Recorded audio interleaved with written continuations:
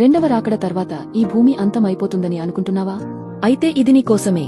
యేసుక్రీస్తు రెండవ రాకడ తర్వాత ఈ భూమిపై ఒక సువర్ణ అధ్యాయం మొదలవుతుంది. దీనినే 1000 పరిపాలన అంటారు. సాతాను బంధనం. ఈ 1000 ఏళ్ల కాలంలో సాతాను బంధించబడతాడు. కాబట్టి లోకంలో చెడు ప్రేరేపణ ఉండదు. మహిమ శరీరాలతో పాలన. అత్యంత ఆసక్తికరమైన విషయం ఏంటంటే ఈ కాలంలో క్రీస్తును నమ్ముకున్న ప్రస్తుత విశ్వాసులు మరణం లేని మహిమ శరీరాలను పొంది క్రీస్తుతో కలిసి భూమిపై రాజులుగా పరిపాలిస్తారు. నీతిగల ప్రభుత్వం. యేసుక్రీస్తు యెరూషలేము నుండి భూమినంతటినీ పరిపాలిస్తారు. దేశాల మధ్య యుద్ధాలు ఆగిపోతాయి. ప్రకృతిలో మార్పు. క్రూర జంతువులు కూడా శాంతంగా మారిపోతాయి. సింహం ఎద్దులా గడ్డి తింటుంది. మనుషుల ఆయుష్షు. భూమిపై ఉన్న సామాన్య మనుషుల ఆయుష్షు విపరీతంగా పెరుగుతుంది. 100 ఏళ్ల వయస్సు గలవాడు బాలుడిగా పరిగణించబడతాడు.